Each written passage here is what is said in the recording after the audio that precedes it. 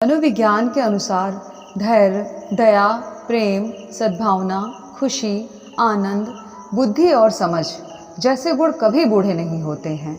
आप उन्हें विकसित और व्यक्त करेंगे तो आप मानसिक और शारीरिक रूप से युवा बने रहेंगे।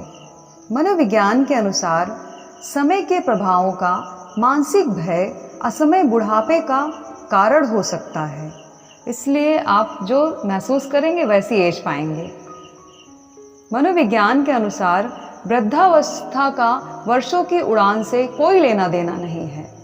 यह तो मनुष्य के मस्तिष्क में बुद्धि का उदय है, इसलिए हमें पॉजिटिव वे में सोचना चाहिए हमेशा। मनोविज्ञान के अनुसार आपके जीवन के सबसे उपयोगी वर्ष 65 से 95 तक के हो सकते हैं। एज ओनली नंबर्स है दोस्तों। मनोविज्ञान के अनुसार वृद्धावस्था का स्वागत करें। इसका मतलब यह है कि आप जीवन की राह पर ज्यादा ऊपर बढ़ रहे हैं, जिसका कोई अंत नहीं है।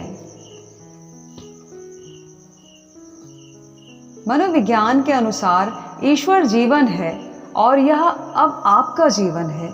जीवन सतत नवीनीकरण करने वाला, शाश्वत और अविनाशी है तथा सभी मनुष्यों की वास्तविकता है। आप हमेशा जीते हैं क्योंकि आपका जीवन ईश्वर का जीवन है। मनोविज्ञान के अनुसार आप अपने मस्तिष्क को नहीं देख सकते, लेकिन आप जानते हैं कि आपके पास एक मस्तिष्क है। आप भावना को नहीं देख सकते, लेकिन आप जानते हैं कि खेल भावना होती है। कला की, संगीत की, वक्ता की भावना वास्तविक होती है। इसी तरह आपके मन में चलने वाली अच्छाई, सत्य और सौंदर्य की भावनाएं वास्तविक हैं। आप जिंदगी को नहीं देख सकते, लेकिन आप जानते हैं कि आप जिंदा हैं और आप ये महसूस करते हैं, जैसे कि आप ऑक्सीजन को नहीं देख सकते ना। मनोविज्ञान के अनुसार वृद्धावस्था को उच्चतम दृष्टिकोण से ईश्वर की सच्चाइयों का मनन कहा जा सकता है। वृद्धावस्था की खुशियां जवानी की खुशियों से ज्यादा बड़ी है। आपका मस्तिष्क आध्यात्मिक और मानसिक खेल में व्यस्त रहता है।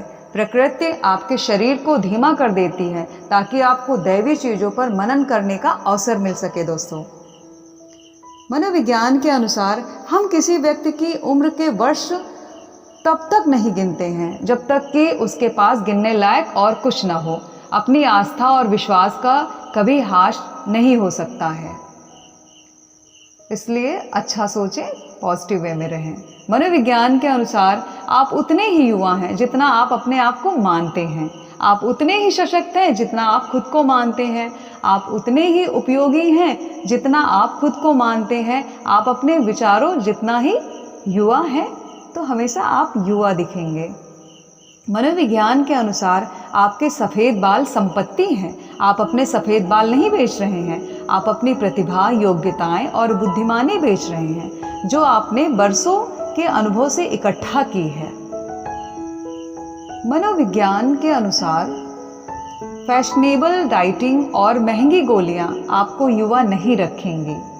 व्यक्ति जैसा सोचता है वैसा ही होता है दोस्तों, इसलिए जो सोचेंगे वैसा एक दिन आप बन जाएंगे। मनोविज्ञान के अनुसार वृद्धावस्था का भय शारीरिक और मानसिक हास उत्पन्न कर सकता है। मुझे जिस चीज का बहुत भय था वो हो गया है, ऐसा महसूस करें और ऐसा विजुलाइज करें। मनोविज्ञान के अनुसार आप तब बूढ़े होते हैं जब आप सपने देखना छोड़ देते हैं और जीवन में दिलचस्पी को देते हैं। आप तब बूढ़े होते हैं जब आप चिड़चिड़े, सनकी, बदमिजाज और झगड़ालू हो जाते। अपने मन को ईश्वर की सच्चाइयों से भरे और उसके प्रेम की धूप चहुं ओर फैलाए। यही युवावस्था है।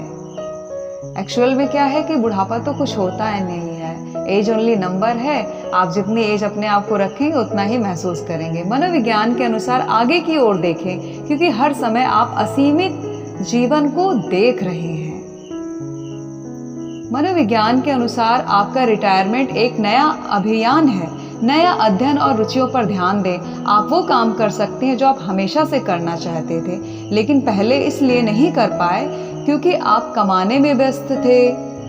आप जीवन जीने पर ध्यान दें तो जीवन आपको अच्छा लगेगा और ये बुढ़ापा, ये सब अपने मन से बिल्कुल निकाल दें।